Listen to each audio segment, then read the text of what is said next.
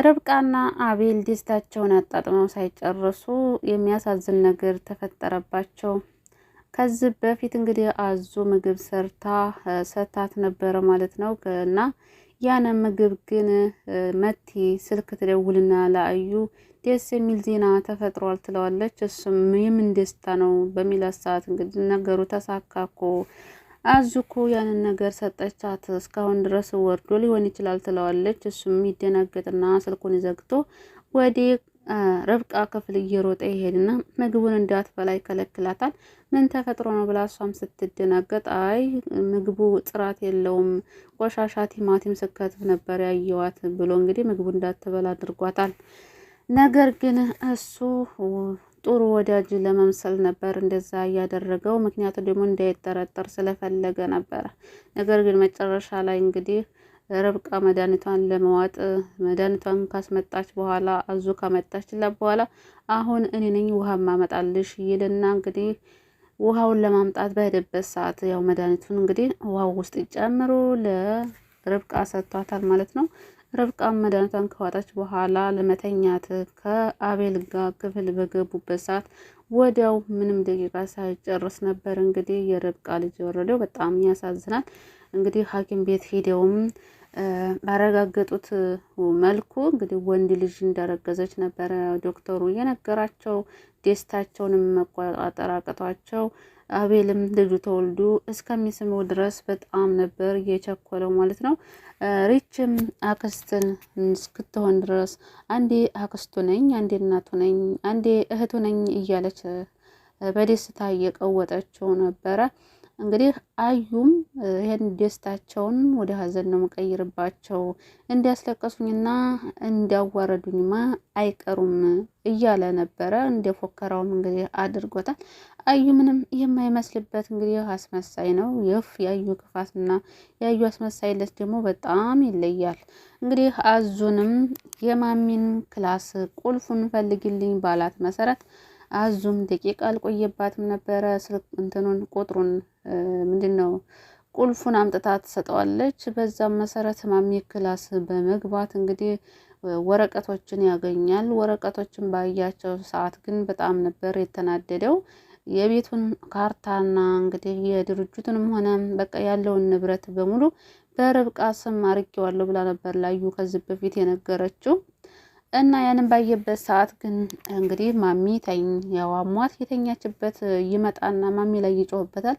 አንቺ እንዴት እንደዚህ ተዋሻለሽ? እንዴት እንደዚህ ታደርጊኛለሽ?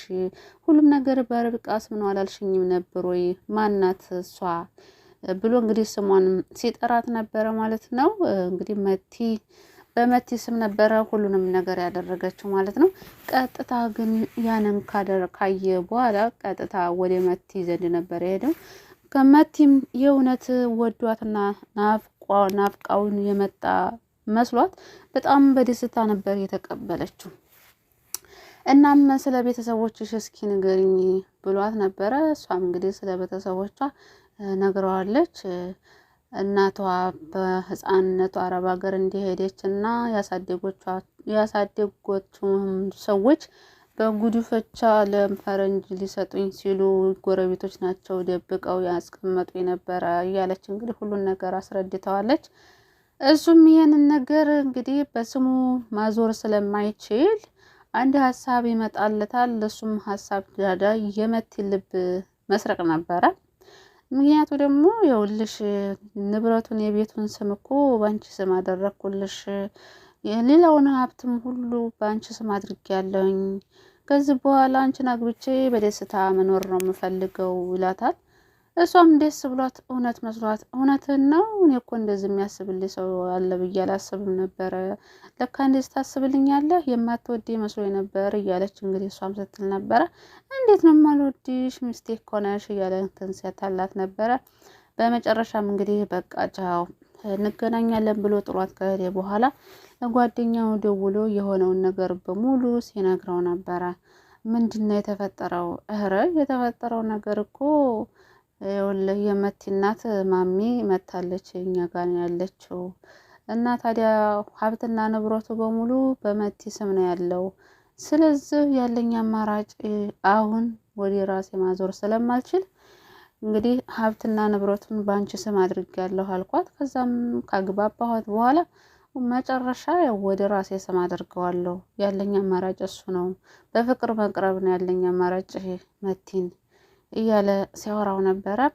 ከዛም ሁሉንም ንብረት በስሜ ካደረኩኝ በኋላ እነዛን ሲያላግጡብኝና ሲስቁብኝ የነበሩትን አስወጥቼ ጎዳና ላይ ወረውራቸዋለሁ። ከዛም በኋላ ከመቲ ጋር መቲን አስገባለሁኝ እያለ ነበር። በእርግጥ አይሳካለትም። ምንም የሚሳካለት ነገር የለም።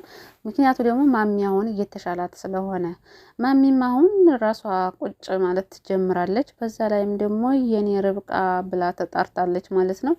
እንግዲህ የኔ ርብቃ ብላ በተጠራች ሰዓት ርብቃ በጣም ነበር ደስ ያላት። አዩ ግን በጣም ነው የተናደደው።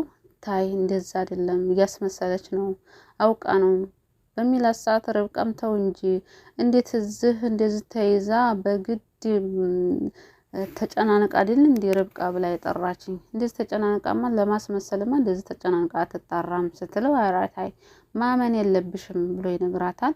ይሄንን ሁኔታ ግን ለአቤል ርብቃ ተነግረዋለች። አቤል ግን በጣም ነበር የተናደደባት። እንዴት እንደዚህ ያለሽ ማሚ ታማ እያየሻት እንዴት ታስመስላለች? ታማ ደግሞ እንዴት ልታስመስል ትችላለች? እውነት አንቺ ነሽ ይሄንን ያሰብሽው ብሎ ሲቆጣባት ርብቃ መለስ ስትልና ይቅርታ ጠይቀዋለች አቤልን። ምክንያቱም ርብቃ እንድትጠራጠር ያደረጋት ያው አዩ ነው ጎትጉቶ እና ርብቃ ደግሞ ያዩን ወሬ ትሰማለች። እሱ እንደበራት ነው የምትሆነው ማለት ነው። እና እንግዲህ በሚያሳዝን ሁኔታ ማሚን ተጠንቀቂያት እያላት ነበረ። ታውቃላችሁ ርብቃ እንግዲህ ሆዷም ርብሽ እያለ ነበረ የጀማዓተል ኸይር። ምክንያቱ ደግሞ ይሄ ነገር ጥሩ ስሜት እየተሰማኝ አይደለም፣ እስከምወልድ ድረስ ቤተሰቦች ቤት መሄድ ያለብኝ ብላ ወሰና ነበረ። ነገር ግን አቤል ይሄ ነገር መሆን የለበትም፣ እስከምትወልጅ ድረስ እንዴት ነው ናፍቆቱ ምችለው ብሎ እንግዲህ አስቀርቷታል ማለት ነው። ለርችም ነግራት ነበረ። ምንም በቃ ጥሩ ስሜት እየተሰማኝ አይደለም፣ ወደ ቤተሰቦች ዘንድ መሄድ ይፈልጋለሁ ስትላት አይ እዚሁ መቀመጥ አለብሽ ብላ ትላታለች። መጨረሻ ላይም እንግዲህ ሪችም ግን ደህና ነሽ ርብቃ? በቃ እየጨነቀኝ ነው፣ ደህና ነሽ? ምንም አይነት ስሜት አይሰማሽም ስትላት ነበረ። ርብቃም እንደ ምን ሆነሽ ነው ሪች? ኧረ ደህና ነኝ ስላሰብሽ ነው እንጂ ደህና ነኝ፣ ካልሆነ ቤትሽ ሂጂ ስትላት ርብቃም ይቅርታ ሪችም ይቅርታ ብላ ተመልሳ ወደ ነበረችበት ሆናለች። ግን ደግሞ ያስጨነቃቸውና የፈሩት ነገር አልቀረላቸው። መጨረሻ ላይ እንግዲህ አዩ ስራውን ሰርቷል ማለት ነው። ያሳዝናል። ቆይ ልጃቸው ምን አደረጋቸው? ያው ንብረት ነው የሱ እንትን ፍላጎት ንብረቱን በራሱ ባያፈቅራትም ፍቅረኛ በሚላት ልጅ በማሚ ልጅ ነው ስሙ። ታዲያ የአቤልና የርብቃ ልጅ ምን አደረጋቸው?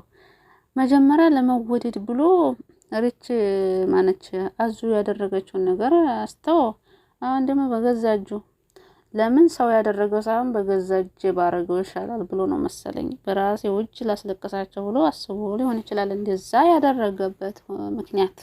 ማሚ እንግዲህ ማስታወስ አትችልም። በጣም ያሳዝናል። ምክንያቱ ደግሞ አሁን የኔ ርብቃ ብላ የተጠራችበት ሁኔታ እንግዲህ ወደ ድሮ ማንነቷ ተመልሳለች ማለት ነው።